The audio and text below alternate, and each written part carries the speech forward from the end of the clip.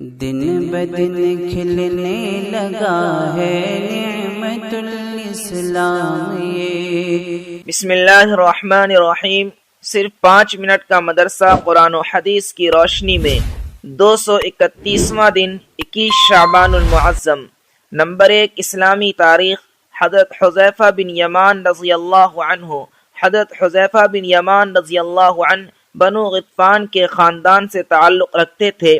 ہجرت سے پہلے ہی اسلام قبول کر لیا۔ غزوہ بدر کے موقع پر شرکت کے لیے آ رہے تھے کہ مشرکین مکہ نے ان کو پکڑ لیا، پھر اس شرط پر چھوڑ دیا کہ محمد صلی اللہ علیہ وسلم کے ساتھ مل کر ہمارے خلاف نہیں لڑیں گے۔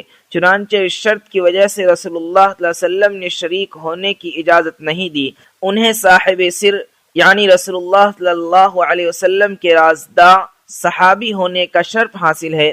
حضور صلی اللہ علیہ وسلم نے انہیں منافقین کے نام بتا دیے تھے کہ فلاں فلاں منافق ہے، تاکہ ان کی نقل و حرکت پر نظر رکھیں اور مسلمان ان کے فتنوں سے محفوظ رہ سکیں۔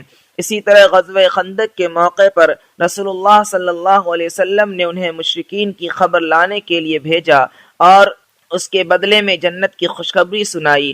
حضرت حذیفہ رضی اللہ عنہ میں رسول اللہ صلی اللہ علیہ وسلم کی سنتوں پر عمل کرنے کا ایک عجیب جذبہ تھا۔ ایک مرتبہ ایران کے بادشاہ کسریٰ کے شاہی دسترخوان پر بیٹھے تھے۔ کھانے کے دوران لقمہ ہاتھ سے گر گیا، وہ اس کو اٹھا کر کھانے لگے۔ ساتھ میں بیٹھے ہوئے ایک صحابی نے کہا، یہ موقع گرے ہوئے لقمے کے کھانے کا نہیں ہے، یہ ایران کے بادشاہ کسریٰ کا دسترخوان ہے۔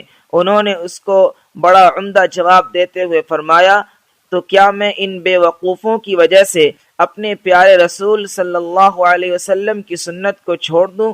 اس کے بعد انہوں نے وہ لقمہ کھا لیا اور جنگوں میں کئی ملکوں کو انہوں نے فتح کیا اور سن 35 ہجری میں ان کا انتقال ہو گیا۔ نمبر 2، اللہ کی قدرت۔ زراف۔ زراف ایک جانور ہے جس کا وزن تقریباً 800 کلو ہوتا ہے، اونچائی 17 فٹ اور زبان 15 انچ لمبی ہوتی ہے۔ تیز رفتاری کا حال یہ ہے کہ فی گھنٹہ 56 کلومیٹر طے کر لیتا ہے۔ قناعت ایسی کہ پانی میسر نہ ہو تو مہینوں بھر صبر سے کام لے لیتا ہے۔ عجیب بات یہ ہے کہ کبھی بیٹھتا نہیں ہے، جب اسے نیند آتی ہے تو کھڑے کھڑے سو لیتا ہے۔ اللہ تعالیٰ نے اپنی قدرت سے کیسی عجیب و غریب مخلوق پیدا فرمائی ہے۔ نمبر 3، ایک فرض کے بارے میں صلہ رحمی کرنا۔ قرآن میں اللہ تعالیٰ فرماتا ہے، جو لوگ اللہ کے عہد کو توڑتے ہیں اس کے مضبوط کر لینے کے بعد اور ان تعلقات کو توڑتے ہیں جن کے جوڑنے کا اللہ تعالیٰ نے حکم دیا ہے اور زمین میں فساد مچاتے ہیں، یہی لوگ نقصان اٹھانے والے ہیں۔ فائدہ، رشتے ناطے اور تعلقات کو برقرار رکھنا اور اس کو ختم نہ کرنا بہت ضروری ہے۔ نمبر 4، ایک سنت کے بارے میں سفر کرنا کس دن بہتر ہے۔